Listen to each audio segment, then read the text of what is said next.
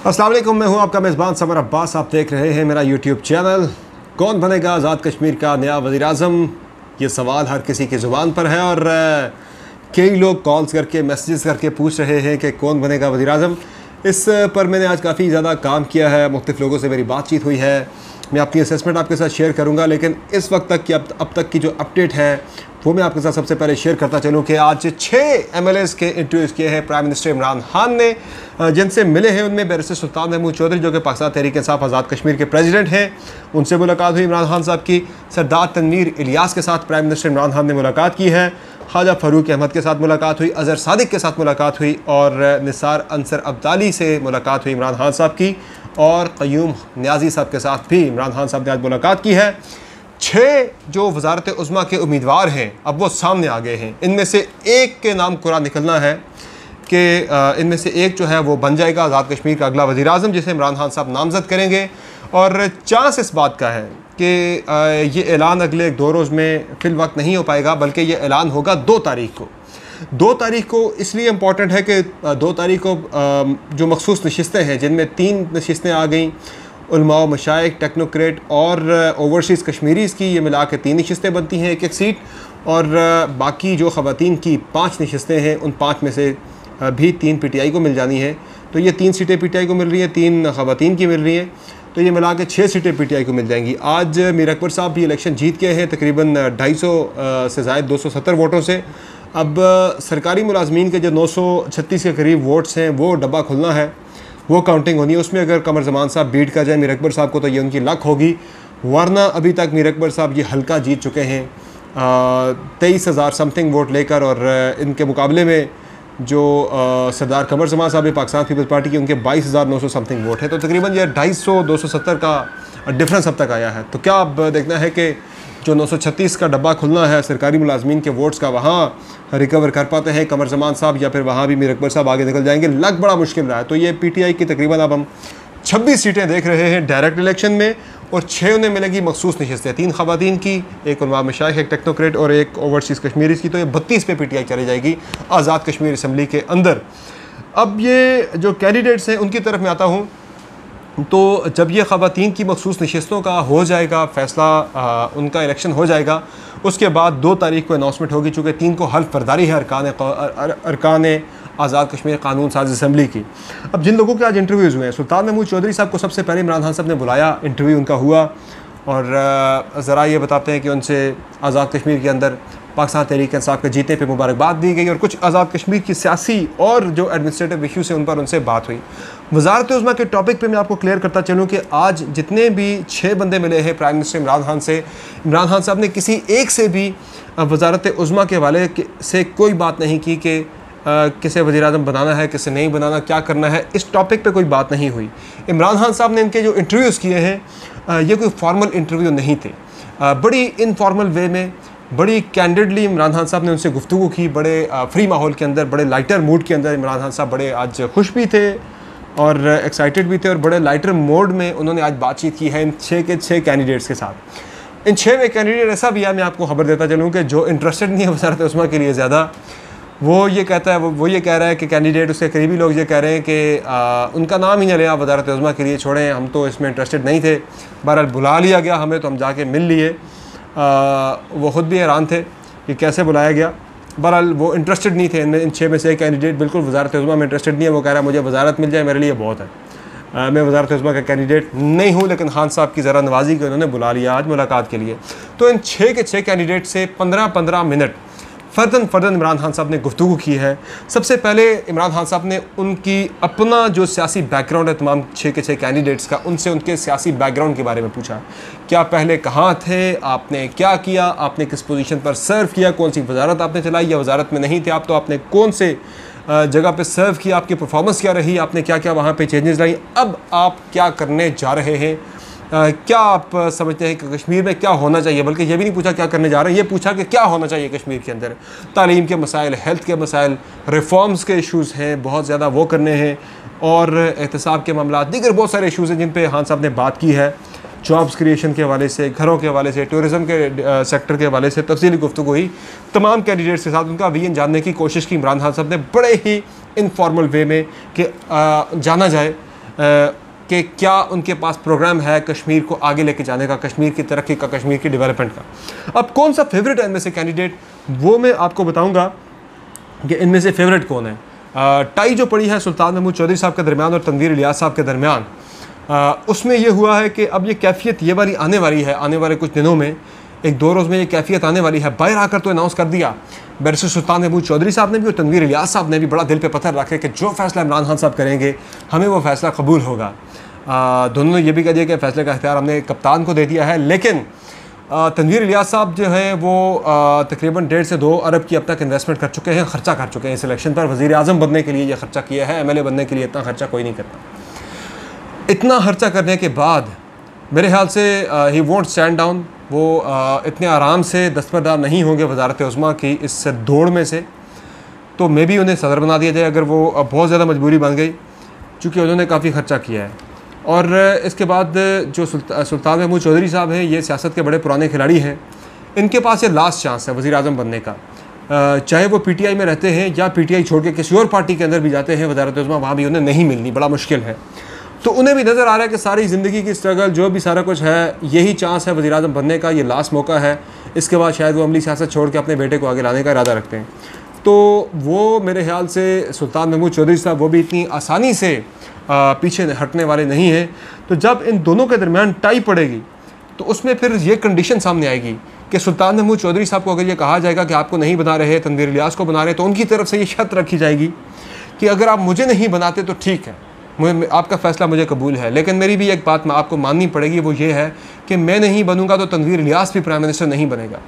तो यही चीज़ तनवीर इलियास साहब की तरफ से भी आएगी कि अगर आप मुझे प्राइम मिनिस्टर नहीं बना रहे तो फिर बैरिस्टर सुल्तान महमूद भी प्राइम मिनिस्टर नहीं बनना चाहिए। ये कैफियत आने वाली है। ये अब 1-2 मीटिंग्स के बाद यहाँ तक जाएगा मामला, और ये बड़ी स्टेटेड पोजीशन दोनों की एक बड़ी क्लियर है कि दोनों पीछे हटने वाले नहीं हैं।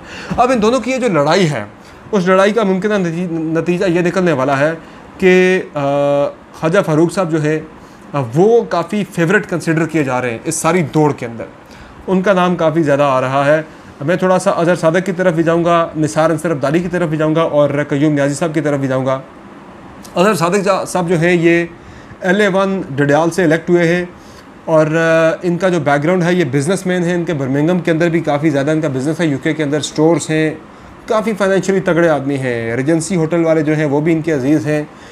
तो इस्लामाबाद के अंदर भी इनका काफ़ी बिज़नेस है, इनकी काफ़ी प्रॉपर्टीज़ हैं, शोरूम वगैरह भी हैं इनके। तो बहुत ही एक तगड़े साउंड एक फाइनेंशियल इनका एक बैकग्राउंड है और बिज़नेस इनका एक बड़ा साउंड बैकग्राउंड है। और दूसरा पॉलिटिकली भी देखा जाए तो ये आज़ाद कश्मीर के एक बड़े सियासी फिगर चौधरी यूसुफ साहब जो थे मीरपुर से, उनके ये भतीजे हैं अज़हर सादिक साहब।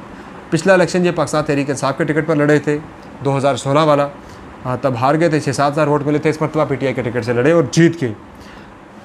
ये आज इनका नाम जो है एकदम से सामने आया। अनवारुल हक साहब का नाम इससे पहले कंसिडर हो रहा था भिम्बर वाले, लेकिन आज उन्हें कॉल नहीं गई, बुलाया नहीं गया। हालांकि वो बड़े कॉम्पिटेंट बंदे माने जाते हैं, समझे जाते हैं, लेकिन हैरानकुन था उनको ना बुलाया जाना।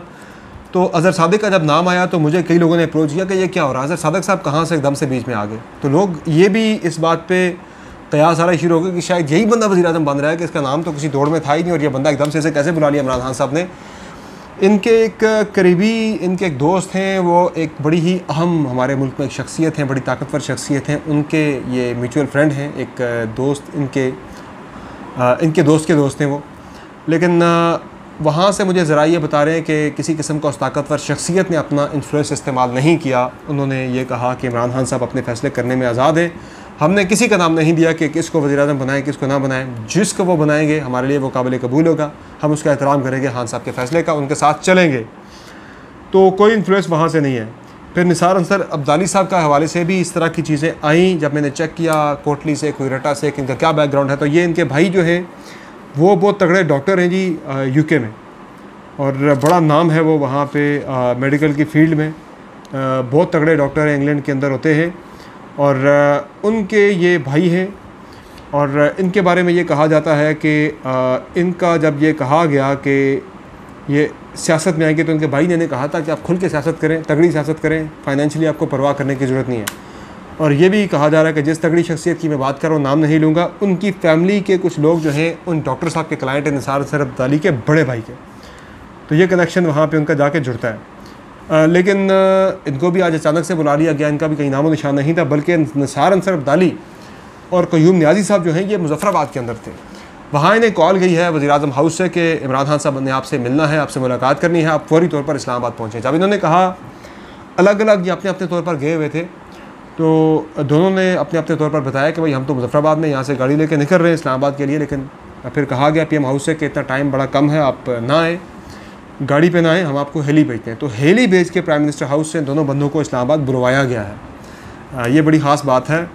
और अब ये सारे बंदे जो सामने आ गए हैं, इनमें ज़्यादा चांस जो नज़र आ रहा है, मुझे जो लग रहा है, मेरी जो लोगों से बात हुई है, मुख्तलिफ़ लोगों से, मुझे ख्वाजा फ़ारूक अहमद जो हैं वो सब में इस वक्त फेवरेट नज़र आ रहे हैं। ज़्यादा इम्कान उनका नज़र आ रहा है कि सरदार तनवीर इलियास और सुल्तान महमूद चौधरी की लड़ाई में शायद ख्वाजा फ़ारूक अहमद की लॉटरी निकल आए और वो आज़ाद कश्मीर के अगले वज़ीर-ए-आज़म बन जाएँ। और जो उनकी जो सोच है, जो मेरी उनसे एक दो मरतबा जो बातचीत हुई है, 3-4 रोज़ पहले मेरी उनसे मुलाकात हुई थी, उनकी जो सोच है AJK के हवाले से, मेरे ख़्याल से इमरान खान साहब उससे इम्प्रेस हुए होंगे। एक बड़ा ज़बरदस्त विज़न रखते हैं आज़ाद कश्मीर के अंदर, रिफॉर्म्स के हवाले से, चीज़ों में बेहतरी लाने के हवाले से, शफाफियत के हवाले से। तो मुझे ज़्यादा चांस जो है वो ख्वाजा फ़ारूक साहब का लग रहा है। और मेरी कई लोगों से PTI के जिनसे मेरी बात हुई है, वो भी इस तरफ इशारा दे रहे हैं कि जिन नामों पे जो बड़े नाम हैं, शायद उनमें से वज़ीर-ए-आज़म कोई नहीं बनेगा। KP की तरह, पंजाब की तरह और गिलगित बल्तिस्तान की तरह इमरान खान साहब AJK के अंदर भी सरप्राइज़ देंगे। तो इसका मतलब यही है कि बड़ा नाम जो है कोई भी वो कंसिडर नहीं होगा सुल्तान महमूद या तनवीर इलियास का। तो ख्वाजा फ़ारूक जो है यहाँ पे उनका चांस हमें ज़्यादा नज़र आ रहा है वज़ीर-ए-आज़म बनने के हवाले से। अब ये जो असल एक और गेम है वो बड़ी इंटरेस्टिंग है। सुल्तान महमूद चौधरी की मैंने बात की, एक और बड़ी रूमर है आज़ाद कश्मीर के अंदर, एक अफवाह बड़ी गर्म है कि पीपल्स पार्टी की क़यादत ने और मुस्लिम लीग नून की क़यादत ने रब्ता किया है सुल्तान महमूद चौधरी साहब के साथ, आप 12-13 बंदे तोड़ लें, पाकिस्तान तहरीक इंसाफ के फॉरवर्ड ब्लॉक बनाएं, हमारे साथ मिले, हम आपको प्राइम मिनिस्टर बनाते हैं। मेरी जो इस पर अपनी ज़ाती असेसमेंट है वो ये है कि इतना आसान नहीं होगा किसी के लिए भी, सुल्तान महमूद चौधरी साहब हो या कोई भी हो, इतने बंदे तोड़ना इतना आसान नहीं होगा। चूँकि अब PTI की अब जो स्ट्रेंथ है असेंबली के अंदर वो 32 पे चली जाएगी और 16 से कम पे आप फॉरवर्ड ब्लॉक बना नहीं सकते। तो 15-16 बंदे एक मिनिमम तोड़ने पड़ेंगे उन्हें, तो इतने बंदे तोड़ना मेरे ख्याल से आसान नहीं होगा। लिहाजा ये चीज़, इस चीज़ का इम्कान मुझे काफ़ी कम लग रहा है कि पीपल्स पार्टी के साथ मिलकर वो कोई गवर्नमेंट बना ले। लेकिन ये चीज़ मैं आपको ज़रूर बताता चलूँ, आज की ये डे और ये डेट मार्क कर लें कि सुल्तान महमूद चौधरी के अलावा अगर किसी और को प्राइम मिनिस्टर बनाया गया तो ये हुकूमत 1.5 से 2 साल के अंदर, यानी 2 साल से कम टेन्योर के अंदर अंदर ये गवर्नमेंट जो है ये कोलैप्स कर जाएगी और तहरीक अदम एतमाद आके नया बंदा वज़ीर-ए-आज़म लाया जाएगा आज़ाद कश्मीर का। जिस तरह से हमने देखा कि 2011 से 2016 के दरमियान 2006 से 11 के दरमियान जो है 3 वज़ीर-ए-आज़म बदले थे आज़ाद कश्मीर के। तो इतने तगड़े बंदों में जब लड़ाई होगी तो ये वज़ारत उज़्मा मुझे लग रहा है कि 2 साल के अंदर अंदर तब्दील होगी। तहरीक अदम एतमाद आएगी आज़ाद कश्मीर के अंदर, इंस्टेबिलिटी रहेगी अगले 5 साल। तो इस पर अब खान साहब ने जो भी फ़ैसला करना है वो बड़ा देखभाल के उन्हें फ़ैसला करना पड़ेगा। सेंसिटिव मामला है, कश्मीर का इशू है और मेरे ख्याल से जो मुझे लग रहा है कि Khwaja Farooq Ahmad could be a better choice, चूँकि कश्मीरी हैं, मकबूजा कश्मीर के हैं और हैं भी कैपिटल मुज़फ़्फ़राबाद से जीते हैं, बड़ी तगड़ा इलेक्शन जीते हैं, तजुर्बा भी है, माजी में हुकूमत चलाने का वज़ीर हुकूमत रह चुके हैं। और जो मेरी इनसे बातचीत हुई थी एक हफ़्ता 3-4 दिन पहले, तो जो उनका विजन है मुझे वो काफ़ी इंप्रेसिव लगा। तो यकीनी तौर पे इमरान खान साहब भी उससे इंप्रेस हुए होंगे। समर अब्बास को आज के इस व्लॉग में इजाज़त दीजिए। कुछ मज़ीद डिटेल्स मेरे पास हैं, अभी वक्त बड़ा कम है, मैं आइंदा आपके साथ शेयर करूँगा। खुदा हाफ़िज़।